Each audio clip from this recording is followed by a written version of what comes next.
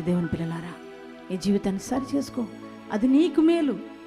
నువ్వు మంచిగా ఉంటే మాకేం రాదు, నువ్వు చెడిపోతే మాకేమీ రాదు. దేవుని బిడ్డలారా, నీ బ్రతుకు పాడైపోద్ది. గుర్తుపెట్టుకో, బాగుపడాల్సిన అలాగే మరి చెడిపోయిన నీ చేతుల్లోనే ఉంది. దేవుడు నీకు ఇచ్చిన అవకాశాన్ని వాడుకుంటే నీకు ఆధ్యాత్మిక జీవితం పటిష్టపరచబడుతుంది. హల్లెలూయా. క్యాజువల్గా తీసుకోవద్దు. కొంతమంది ఏంటంటే రెక్లెస్గా తీసుకుంటారు జీవితాన్ని, లైఫ్ని చాలా ఆకతాయితనంగా తీసుకుంటారు చాలామంది. కానీ దేవుడు నీకు ఇచ్చిన జీవితం విలువైంది. ఒకే ఒక్క జీవితం ఇది. నీకు మంచి జీవితాన్ని దేవుడు ప్రసాదించాడు. ఈ విలువైన జీవితాన్ని గురించి నీకు అర్థం చేసుకోలేకపోతున్నావు. నీ జీవితం ఎంత విలువైందో నువ్వు అర్థం చేసుకోలేని స్థితిలో ఉంటున్నావు. ప్రియ సంఘమా, ప్రియ దేవుని పిల్లలారా, మీరు జ్ఞాపకం చేసుకోండి.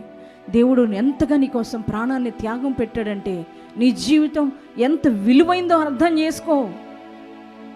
అంత విలువైన జీవితానికి ఇచ్చినప్పుడు అది విలువగా కాపాడుకో.